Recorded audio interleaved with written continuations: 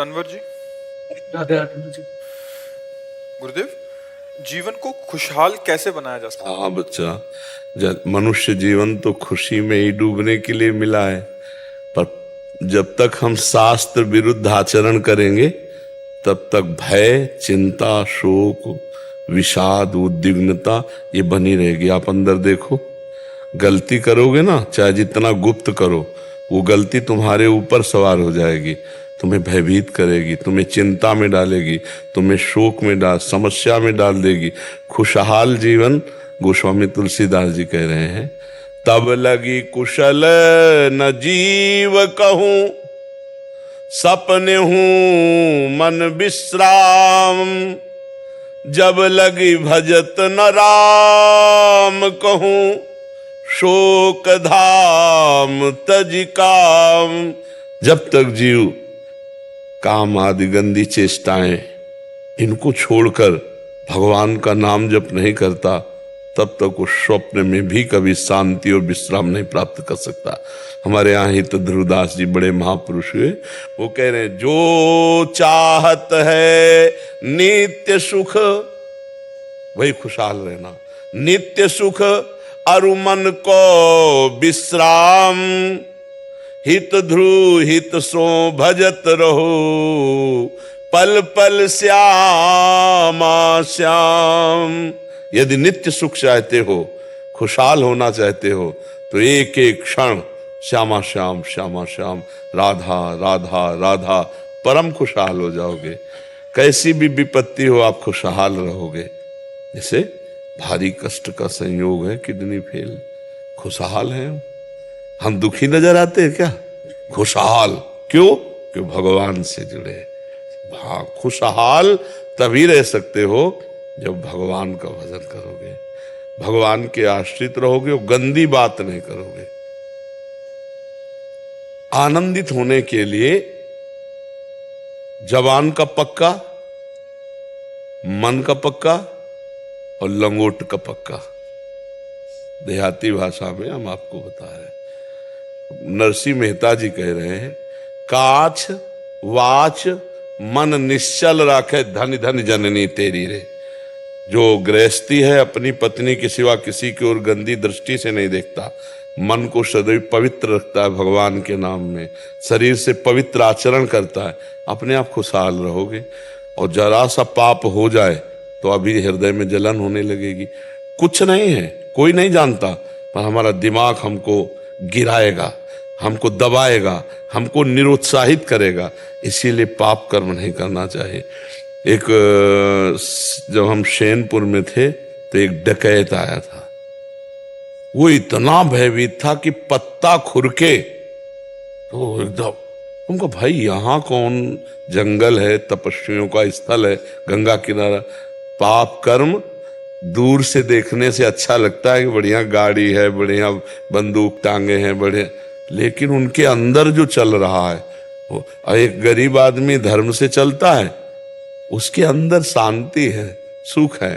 थोड़ा सोच धन का भले हो जाए परिवार के लिए, लेकिन वो चैन से सो जाएगा, नमक रोटी से पेट भरेगा, वो शांत रहेगा। और जो पापाचरण करता है, आप तो नहीं जानते हो, क्योंकि आप जैसे कोई बड़ा आदमी दिखाई दे तो आपको लगेगा बहुत सुखी है, लेकिन जब हम लोगों से मिलता है ना, तब लगता है यार इनकी कितनी दुर्दशा है।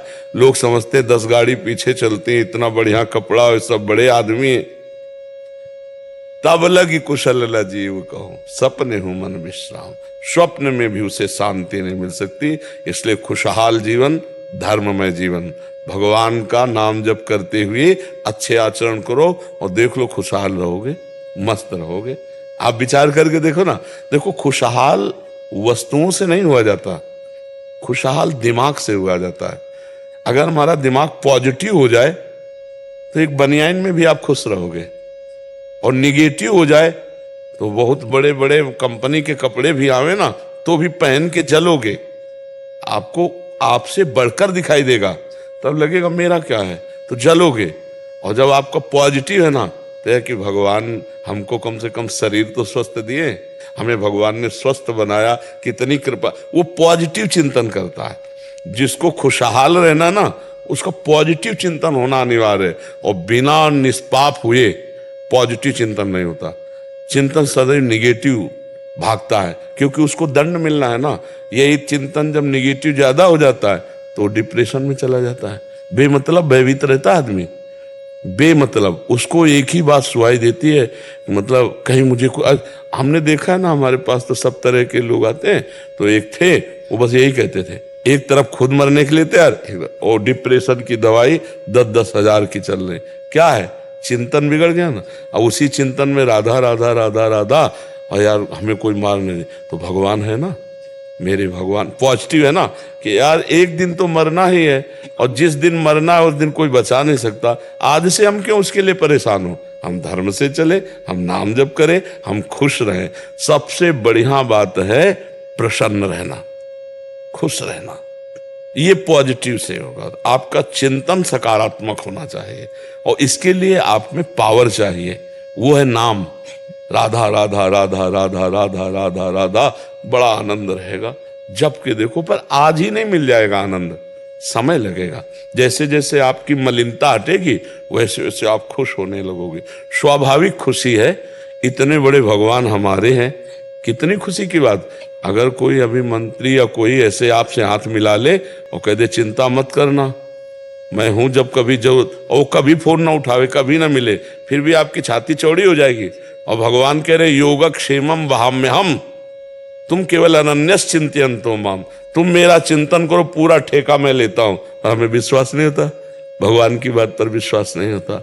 तुमसे सच्ची कह रहे हैं, एक एक क्षण भगवान तुम्हें देख रहे हैं तुम्हें, और एक एक बात तुम्हारी सुन रहे हैं।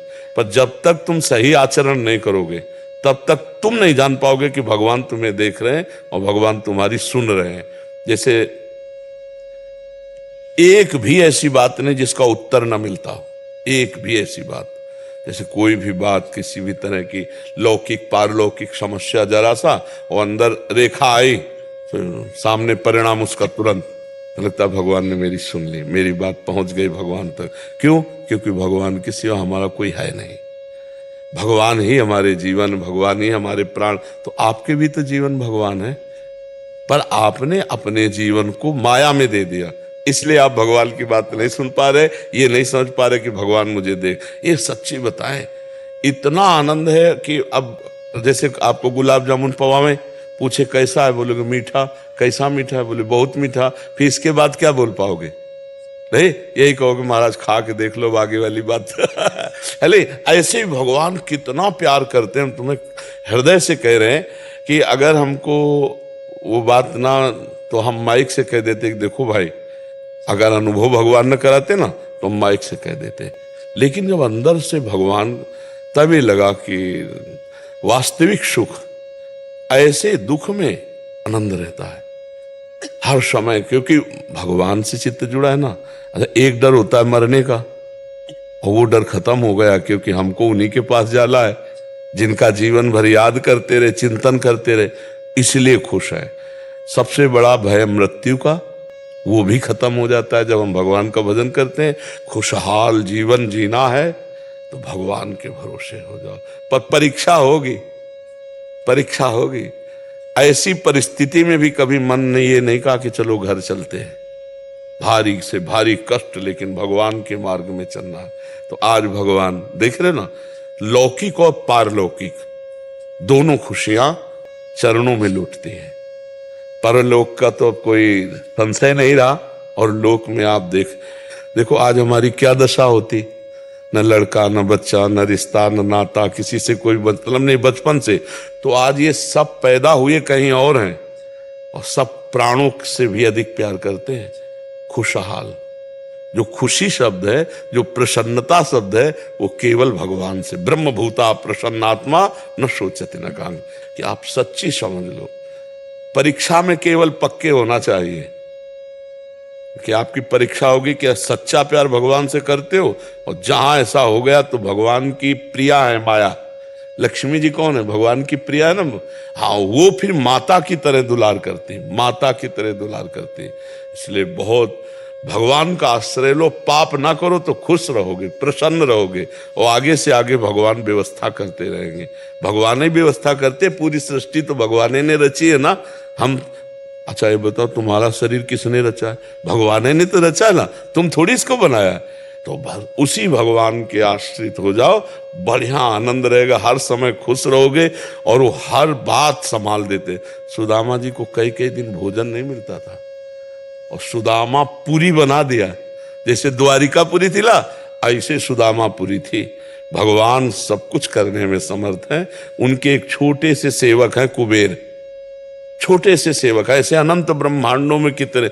वो भगवान केवल आपसे कुछ नहीं चाहते, क्योंकि सब कुछ भगवान ने दिया है, आपका प्यार चाहते हैं। भगवान कहते हैं ना, भाव का भूखा हूं मैं और भाव ही एक सार है, भाव से मुझको भजे तो भाव से बेड़ा पार है। हम भाव करें भगवान पर, अपनापन कर ले भगवान, तो हम सदैव खुश रहेंगे।